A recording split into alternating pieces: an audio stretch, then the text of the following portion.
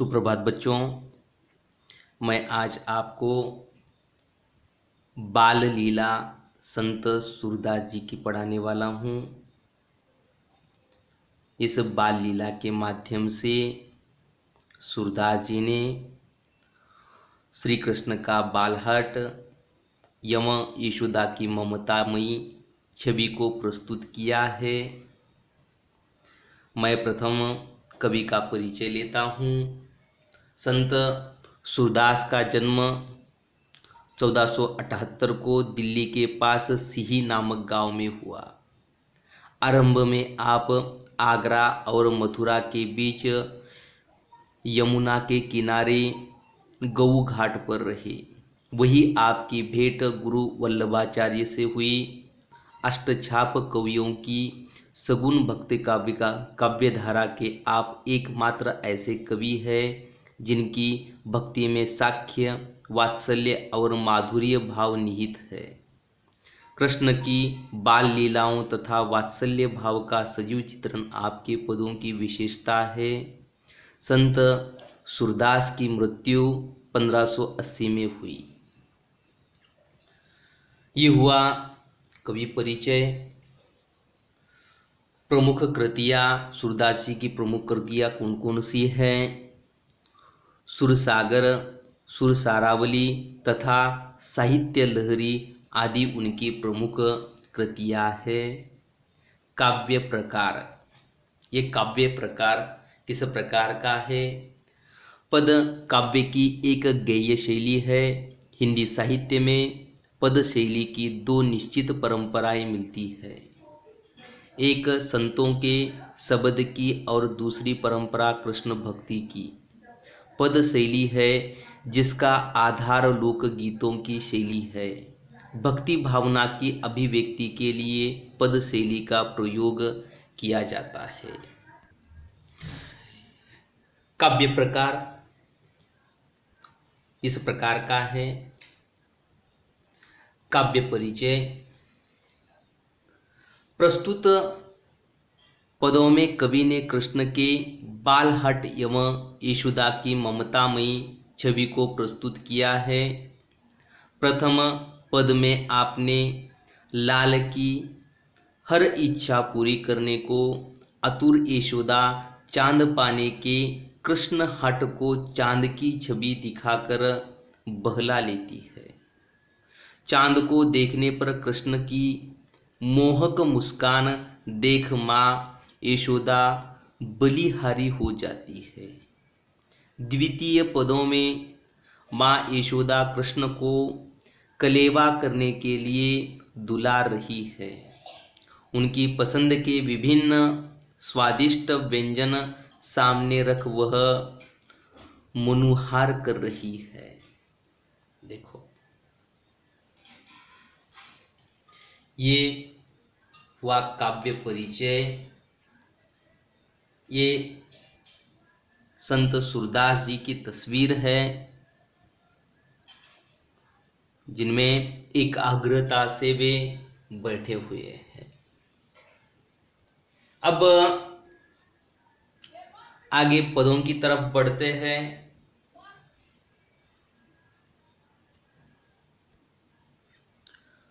अब page number 24 देखिए। प्रथम पद है। इस पद के माध्यम से किस प्रकार बालहट, इन तीन पदों के माध्यम से किस प्रकार यशोदा मैया बालहट का पूर्णतया किस प्रकार हट करती है, यह हम देखने वाले हैं। बार बार जसुमती सुत बोधती, आऊ चंद तू ही लाल बुलावे, मधु मेवा पकवान मिठाई, आपुन खेये तू ही खवावे। देखो, अर्थ लिखिए। बोधती यानी क्या करती है? समझाती है। उसके बाद खे हे यानी क्या है? खाएगा। तो ही का मतलब क्या है? तुम्हें। और बाकी के कौन से कठिन शब्द नहीं लगते हैं?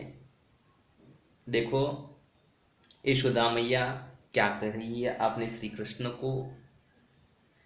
अब कवि ने बहुत ही सुंदर तरीके से वर्णन किया है। कवि कहते हैं कि बाल कृष्ण की इच्छा है कि चंद्र को हाथ में लेकर खेलना है। बार बार यशोदा मैया अपने पुत्र को समझाती है, तुम आओ तो सही, देखो चंद्रमा आ गया है। और चंद्रमा से यशोदा मैया कहती है कि तुम आओ, तुम्हें मेरा लाल बुला रहा है। घर में मधुर पकवान बने हुए हैं, तुम आओ, मेरा पुत्र वह पकवान खुद भी खाएगा और तुम्हें भी खिलाएगा। देखो अब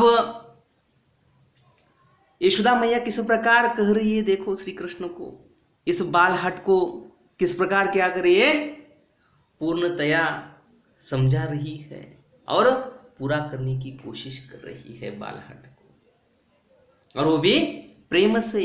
श्री कृष्ण की मांग कौन सी है? चंद्रमा से क्या है?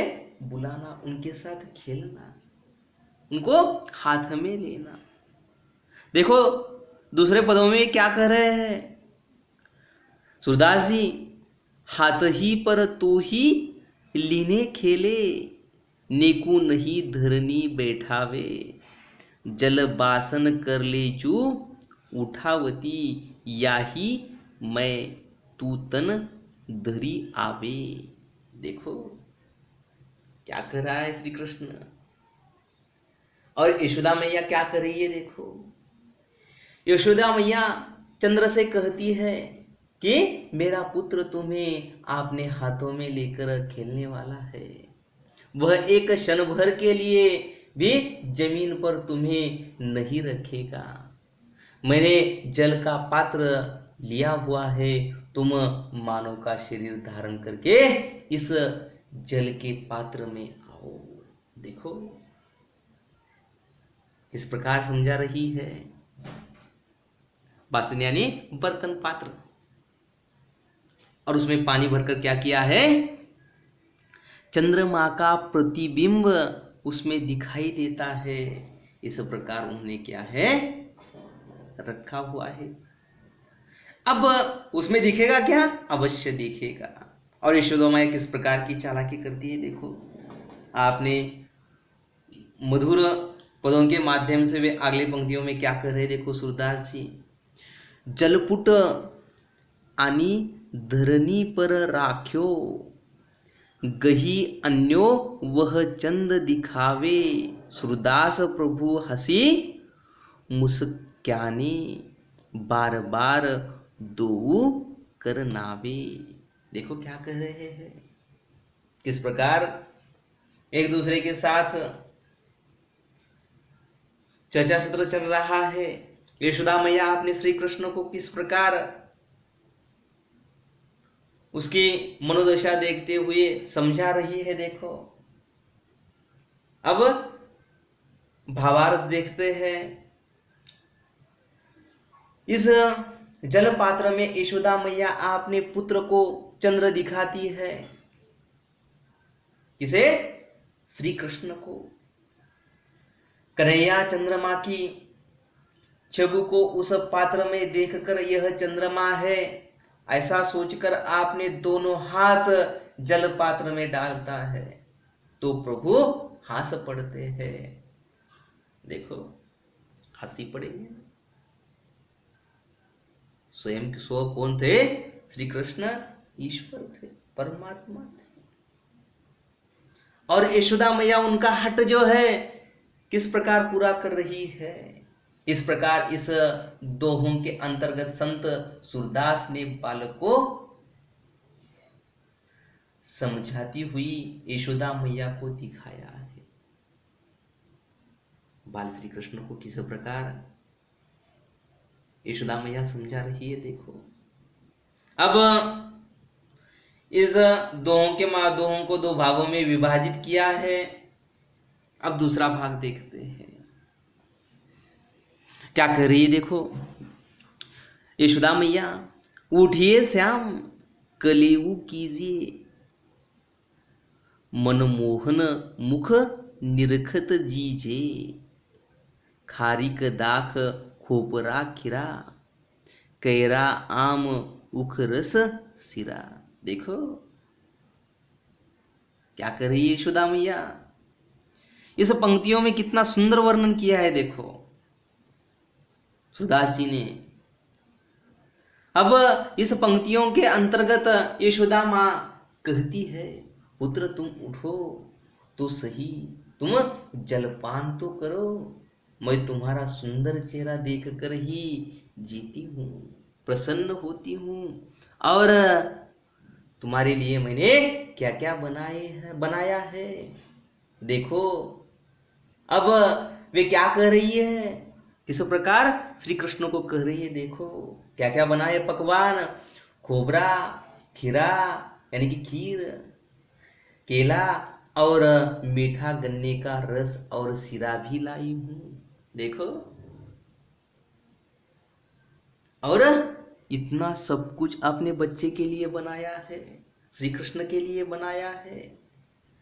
अब यशोदा मैया अपने अगली पंक्तियों में क्या कर रही है। देखो श्रीफल मधुर चिरोजी आनी, सफरी चूरा अरुण खुबानी, घेवर फेनी और सुहारी, खोवा सहित खाऊ बलिहारी। देखो सफरी यानी क्या, अमरुद, क्या क्या बना है। देखो दाख किशमिश, खारिक छुआरा। अब ये सब कुछ क्या है, किसके लिए बनाया है। यशोदा मैया ने श्री कृष्ण के लिए लाया है और बनाया भी है। अब इसका भावार्थ देखते हैं। इन पंक्तियों में यशोदा कहती है, मैं तुम्हारे लिए मधुर नारियल चिरोजी लाई हूं, और इसके साथ तुम्हारे लिए अमरुद चूड़ा भी लाई हूं, मिठाई और उसके साथ तुम्हारी पसंदी पूरी भी लाई हूं, खोवा के साथ तुम्हारी पसंदीदा पूरी खाओ। देखो क्या बात है, क्या क्या आपने बच्चे को खिला रही है। देखो पकवान बनाए हैं और वे आपने हाथों से प्रसन्नता से खिलाने वाली है, अति प्रसन्नता से। अब अगली पदों के माध्यम से देखेंगे जो ये आखिरी है। रची पिराक लड्डू दधी आनो, तुमको भावत पुरी सधानो, तब तमोल रची तुम ही खवाओ, सूरदास पनवारो पाओ। देखो किस प्रकार का वर्णन है यहाँ पर। अब इन पंक्तियों के अंतर्गत यशोदा मैया कहती है कि मैं तुम्हारे लिए रची परी का लड्डू भुजिया दही लाई हूँ, तुम्हें पूरी और आचार बहुत पसंद है, वह भी मैं तुम्हारे लिए लाई हूँ।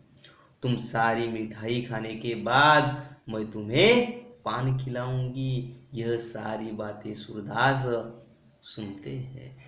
तब सूरदास कहते हैं, मुझे भी एक पान खिलाइए, मुझे भी उसकी आवश्यकता है। देखो सूरदास भी मांग रहे पान, किसे, यशोदा मैया से। कितना सुंदर वर्णन है देखो।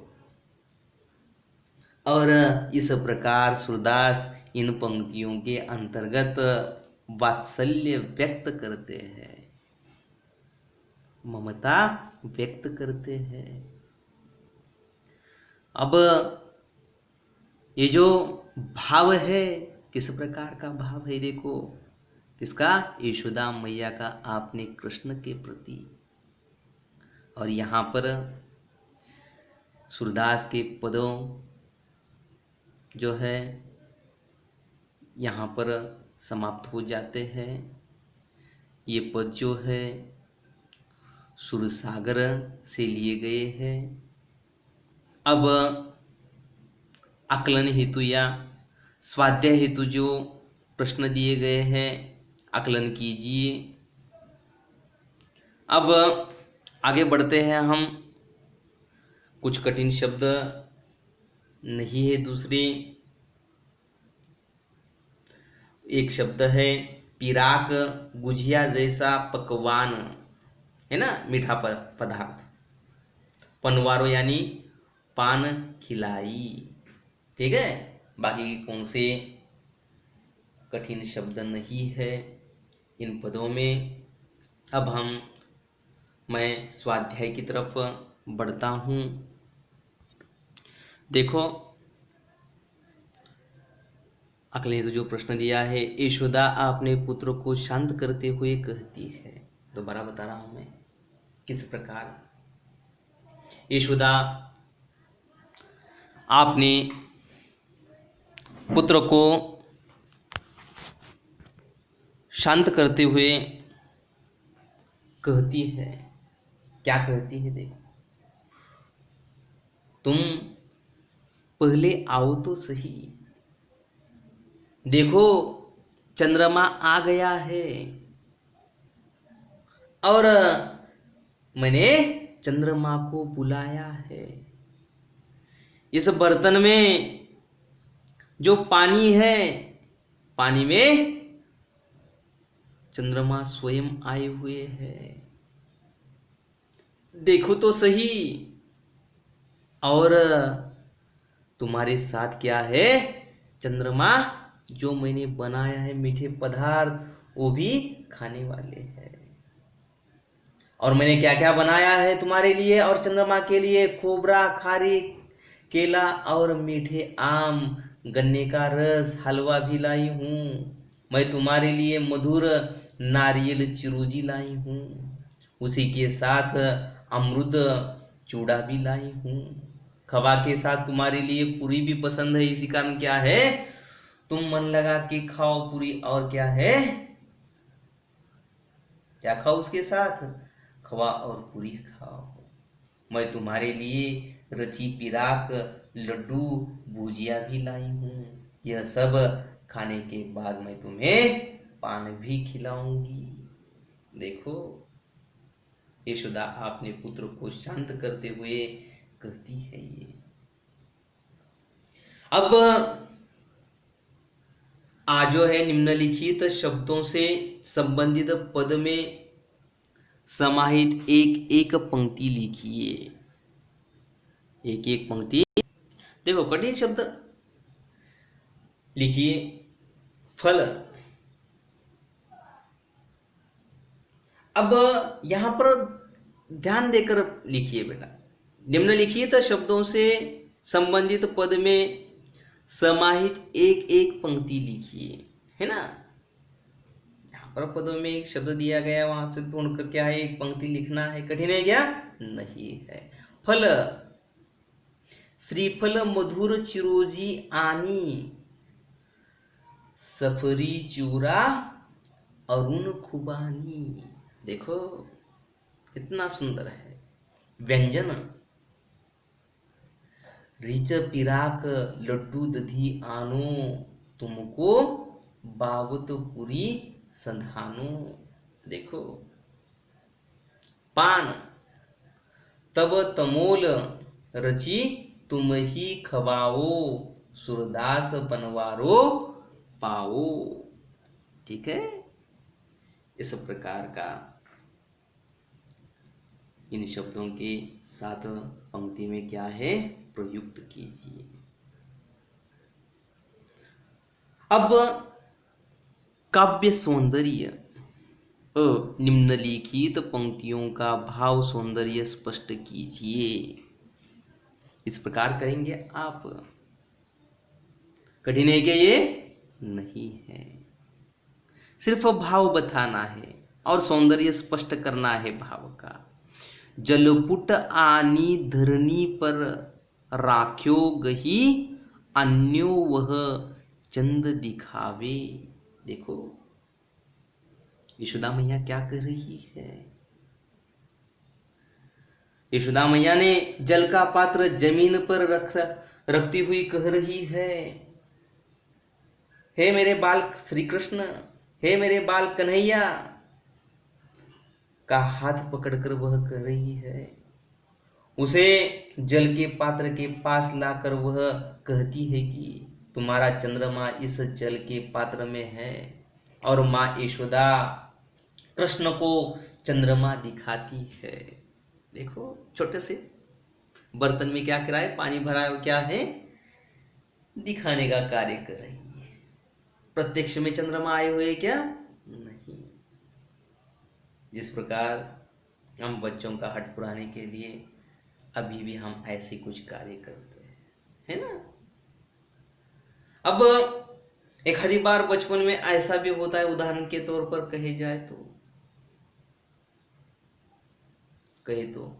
इस प्रकार की बातचीत होती है। देखो हम बोलते हैं कि किसी हेलीकॉप्टर में कोई नेता जा रहा है, तो उसका नाम लेकर हम कहते हैं कि देखो कौन जा रहा है, कोई नेता जा रहा है, कोई विशेष व्यक्ति जा रहा है।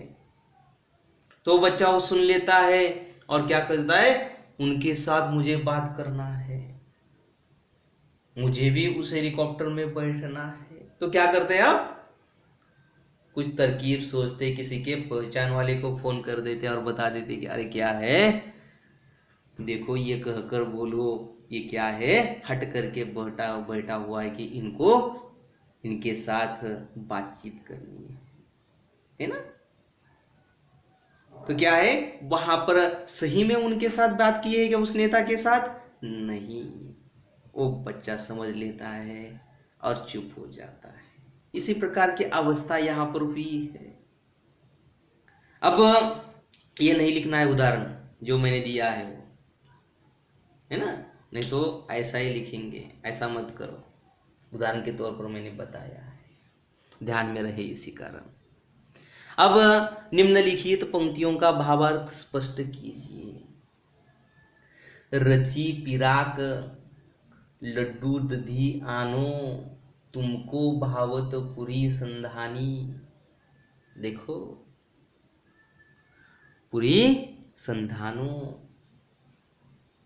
इस प्रकार का वर्णन है। देखो माँ यशोदा अपने पुत्र कन्हैया से कहती है, मेरे लाल, मेरे कन्हैया, मैं तुम्हारे लिए रची परी का लड्डू, भुजिया, दही लाई हूँ। तुम्हें पूरी और अचार खाने में पसंद है, वह भी लाई हूँ, और क्या है, खवा भी लाई हूँ। ये सब कुछ चीजें क्या है, मैं तुम्हारे लिए लाई हूँ। ये सब कुछ बातें किस प्रकार चल रही है। देखो अब अभी व्यक्ति हेतु जो प्रश्न है वो आप लिखकर मुझे भेजिए, मैं इसके भी आंसर आपको बता दूंगा। और ये जो स्वाध्याय हेतु मैंने प्रश्न दिए हैं यहाँ पर किताब में जो है, आपको दोबारा लिखना है और मुझे भेजते चलो। कई बच्चे भेज रहे हैं, मैं तो कहता हूँ कि 10-20% बच्चे आंसर नहीं भेज रहे। इसका कारण क्या है, ऐसा मत करते चलो। वीडियो को तो देखते हैं लेकिन लिखते नहीं है और भेजते भी नहीं है। कुछ समस्याएं हो तो बताते चलिए। अभिव्यक्ति हेतु माँ ममता का सागर होती है, इस उक्ति में निहित विचार आपने शब्दों में लिखिए, है ना। अभिव्यक्ति हेतु प्रश्न दिए गए हैं और यहाँ पर ये सूरदास के पद जो है समाप्त हो जाते हैं। इन 6 पदों के माध्यम से कुछ समस्याएं हो तो बताते चलिए, मैसेज करके मेरे व्हाट्सएप पर भेज दीजिए। कुछ समस्याएं हो तो समस्याएं नहीं है। मुझे तो ऐसा लगता है बहुत ही बारीकी से एक एक शब्द का अर्थ बता दिया है मैंने। फिर भी कौन सी समस्याएं हो तो मैसेज करते चलिए। धन्यवाद बच्चों। यहाँ पर मैं पूर्ण विराम लेता हूँ। अब बाकी का जो भाग है मैं कर लूँगा। धन्यवाद। यहाँ पर रुक जाता हूँ।